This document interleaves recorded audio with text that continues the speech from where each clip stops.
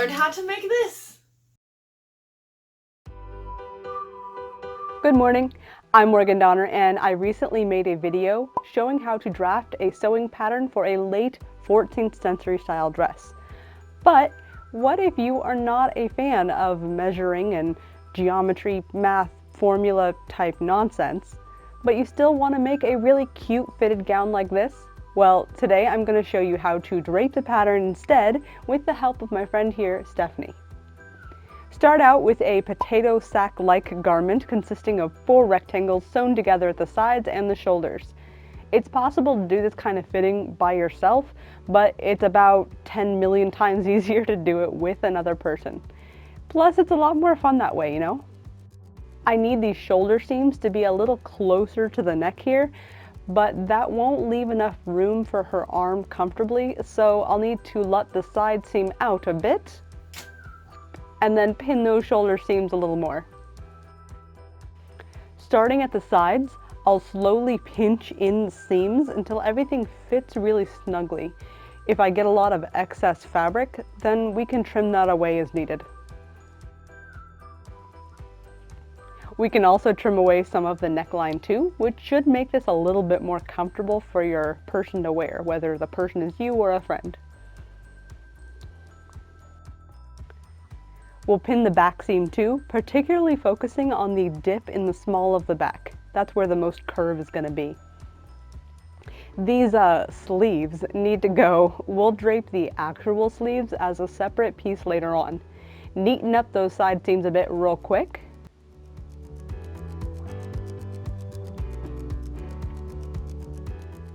Now, you can handle the center front in one of 2 ways.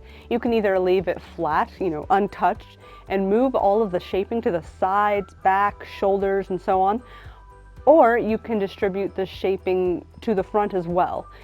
Both of those methods have their pros and cons, but I generally lean towards a curved front shaping. It just kind of works better for me. To read a little bit more about that and to see a super awesome photo comparison between the 2 methods, check out Les Côtes Simples, which I'm probably mangling the pronunciation of. I'll leave a link down below in the description box. Right now we have a really close fit, but the goal is to continue tightening, particularly around the rib cage and underbust, until you've reached a really super supportive level, kind of like the best sports bra ever. I want to cut away the neckline since that will alter the support of the garment. It'll lose some of the structure and anchor that the shoulders provide. So after double checking all my seams and retightening as needed, I'll start marking out the seam lines with a pen. Honestly, I could have gone a little bit tighter, maybe had her lie down to help facilitate some of the pinning without gravity sort of working against us, but I didn't, and you'll see that I end up needing to take in the sides a little bit more later. For right now though, this is good enough to start out with. Let's unpin the fabric and start transferring the pattern to paper. Before we lose track of which piece is which, do make sure to label the 4 panels, then finish separating all of the pieces. I'll cut on the seam marks that we made a moment ago so that we can trace around the fabric. If you have a tracing wheel and some fabric carbon paper stuff, you could just simply trace through the seam marks instead of cutting them off, if that's more your style. I've put both of the front pieces together, one on top of the other, and you can see that there are slight differences between the 2 pieces. They are not perfectly identical. So we'll try and average out the 2 lines to get the sort of best average pattern. One way you can do that is by folding the longer edge over to meet the shorter, which should make the folded edge here the approximate halfway point. Or, if your fabric will permit, you can sort of just draw through the material, making little marks on the paper pattern below it. Then, just connect the dots. Easy peasy. I have the seam line drawn, but I still need seam allowance since we cut that away, right? Looks like we decided to go with 1/2 inch today. Cut the paper out. Much thanks to Stephanie for lending an extra hand here. Sewing goes so much faster when you have help. Then repeat that whole thing for the back left and right pieces. If you have a noticeable difference between your left and right side of the body, then you might consider just leaving the 4 pieces as separate patterns rather than trying to average them out to just 2. Definitely something to consider on a sort of person by person basis. Do whatever you think will fit you the best. Both the patterns are drawn and labeled.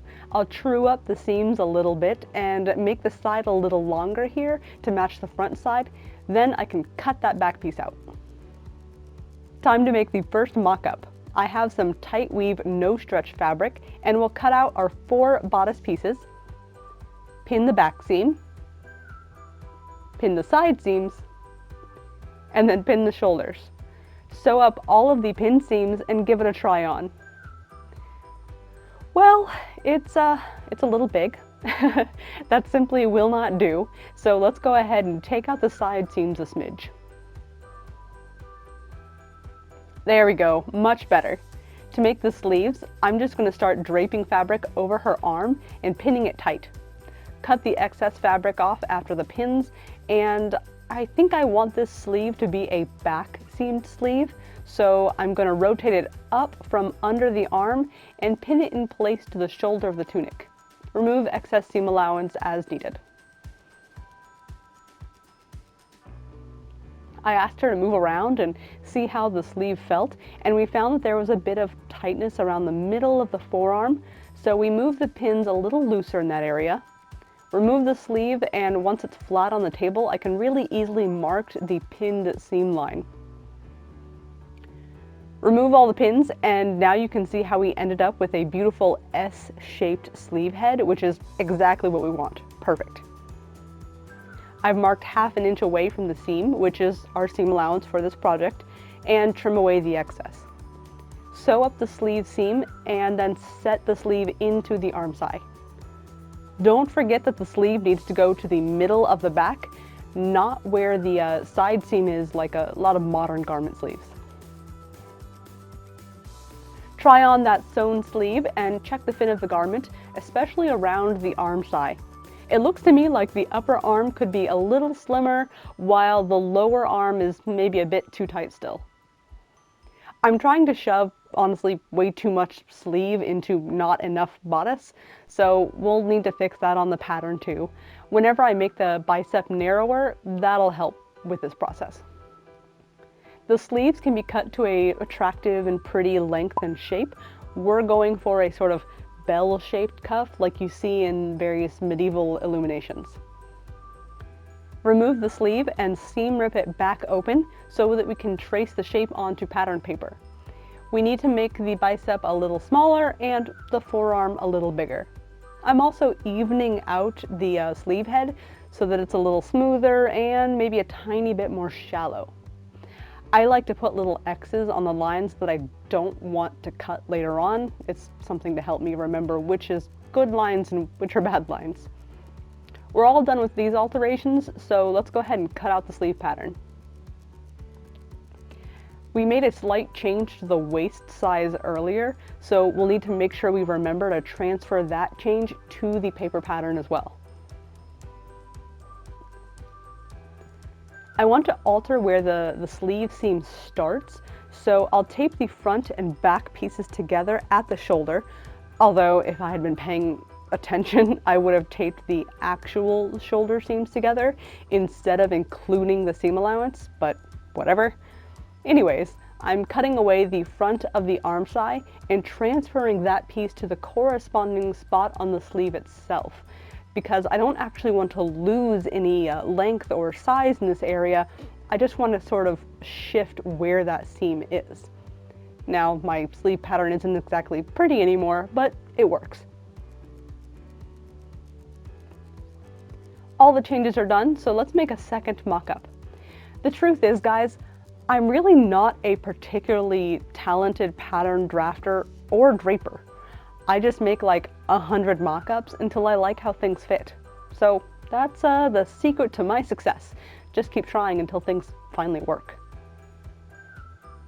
The second mock-up is looking pretty good. I think I'm going to end the video here, but in actual practice, I would suggest at this point to wear the mock-up around the house for several hours, and don't just sit around, really move in it. Maybe do some laundry, some dancing, or toss on a coat and go do some errands. Kind of like new shoes, a mock-up might feel fine for a few minutes, but once you've worn it for a few hours, you might start noticing where it pinches or rubs uncomfortably. This process will hopefully alert you to any changes you might want to make to the pattern before you start cutting into your actual dress fabric. Are you going to have a little sewing party of your own and try draping a medieval style kirtle pattern? If you do, show me your mock-ups. I would super love to see them. Tag me on Instagram at Morgan Donner. Oodles of thanks again to my awesome friend Stephanie. Check out her podcast, More Please, which she hosts with her sister, who you might recognize as Baroness Alienora from Ask the Baroness. Links to all that below. Have a great night, everyone, and happy sewing.